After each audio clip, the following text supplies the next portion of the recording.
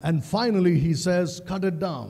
చివరిగా ఆయన చెప్తూ ఉన్నాడు, ఇక చాలు దీన్ని నరికివేయండి అని అంటున్నాడు. Now the problem with modern Christians ప్రస్తుతం ఉన్నటువంటి క్రైస్తవులతో ఉన్నటువంటి సమస్య ఏమిటంటే is that they do not have fruit. వారిలో ఏ విధమైనటువంటి ఫలము లేదు. They are not bearing fruit. వారు ఫలాలు ఫలించడం లేదు. But they have learned how to counterfeit fruit. కానీ వీరు ఫలాలను ఏ విధంగా నకిలీ ఫలాలను ఏ విధంగా ప్రదర్శించాలో వీరు నేర్చుకున్నారు. Let's please say that again. That's very nice. You can say it very clearly once again. నకిలీగా ఉండేటటువంటి ఫలాలను ప్రదర్శించడం అయితే నేర్చుకున్నారు. ఫలాలు అయితే ఫలించడం లేదు, కానీ నకిలీగా ఉన్నటువంటి ఫలాలను ప్రదర్శిస్తూ ఉంటారు. The Lord is looking for fruit. ప్రభువు ఫలాల కొరకు చూస్తూ ఉన్నాడు. He's not looking for the roots. ఆయన వేరుల గురించి చూడడం లేదు. He's not looking for the trunk. ఆ చెట్టు యొక్క మొదల గురించి చూడడం లేదు. He's not looking for branches. లేదా కొమ్మల గురించి చూడడం లేదు. He's not looking for leaves. ఆయన ఆకుల గురించి కూడా చూడడం లేదు. He's looking for fruit. ఆయన ఫలాల గురించి చూస్తున్నాడు. And in this parable he comes looking for fruit for 3 years and then he says, cut this tree down. 3 సంవత్సరాల పాటు వచ్చి ఫలాలు ఏమైనా ఉన్నాయా అని చూస్తూ ఉంటే ఒక్కసారి కూడా కనబడలేదు కనుక ఈ చెట్టును నరికివేయండి అని చెప్తూ ఉన్నాడు ఆయన. How would it be if, let's say, this church was called Fruit Bearing Baptist Church? ఉదాహరణకి ఈ సంఘాన్ని ఫలాలు ఫలిస్తున్నటువంటి బాప్టిస్ట్ సంఘము అన్న పేరు ఈ చర్చికి ఉందనుకుందాం. And you're all members of this church. మీరు ఈ సంఘంలో మీరు అందరూ కూడా సభ్యులుగా ఉన్నారు. You are admitted as members on only one condition. మీరు ఈ సంఘంలోనికి ఎందుకు చేర్చుకోబడ్డారంటే ఒక షరతు ఉంది. ఆ షరతును మీరు నెరవేర్చారు కనుక మిమ్మల్ని సంఘంలో చేర్చుకోవడం జరిగింది. And the condition is that you bear fruit. ఆ షరతు ఏంటంటే ఖచ్చితంగా మీరు ఫలాలు ఫలించాలి. And a clause in that condition says if you don't bear fruit in 3 years, you'll be kicked out. 3 సంవత్సరాల్లో మీరు గనక ఫలాలు ఫలించకపోయినట్లయితే ఈ సంఘంలో నుంచి మిమ్మల్ని బయటికి వెలివేసేస్తాం. How would that be? అలా ఉంటే ఎలా ఉంటుందంటారు? Maybe that's how it should have been in churches from the beginning. I don't know. ప్రారంభం నుంచి కూడా అసలు సంఘాలు ఇదే విధంగా ఉండాల్సింది, కానీ అలా లేవు.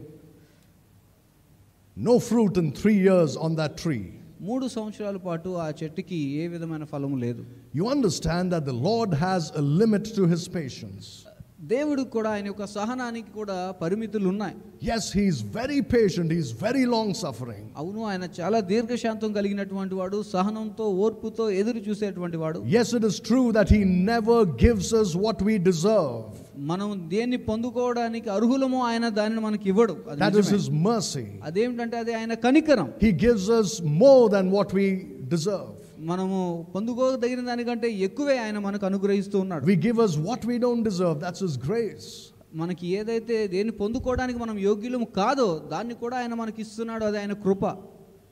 But there is a limit to his long suffering. కానీ ఆయన యొక్క దీర్ఘశాంతమునకు కూడా పరిమితులు ఉన్నాయి. I'm not saying that his long suffering will last for 3 years because of this parable. That's only a parable. ఈ ఉపమానాన్ని లెక్కలోనికి తీసుకొని దేవుని యొక్క దీర్ఘశాంతం కేవలం 3 సంవత్సరాలు మాత్రమే ఉంటుందని నేను చెప్పడం లేదు. ఇది కేవలం ఉపమానం మాత్రమే. You know how long the Lord has been patient with you.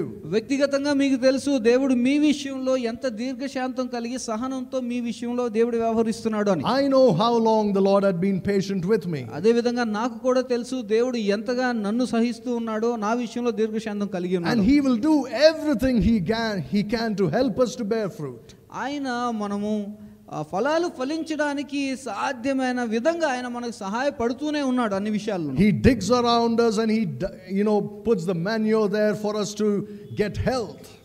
ఇక్కడ ఇది ఆరోగ్యవంతంగా ఈ చెట్టు ఉండడానికి గాని దాని చుట్టూ తవ్వడము, మట్టి వేయడము, నీళ్లు పెట్టడం, ఈ పనులన్నీ చేస్తూ ఉన్నారు. So that we may begin to bear fruit. అలా చేయడం ద్వారా మనం ఏమైనా ఫలాలు ఫలిస్తామేమో అన్నటువంటి ఆశ. So he waits on us. He waits to see when we begin to bear fruit. ఆయన ఎదురు చూస్తూ ఉన్నాడు, సహనంతో చూస్తున్నాడు, ఎప్పటికీ ఈ చెట్టు ఫలిస్తుందా అని. If it doesn't bear fruit, అది ఫలం ఫలించకపోతే he'll say, cut it down.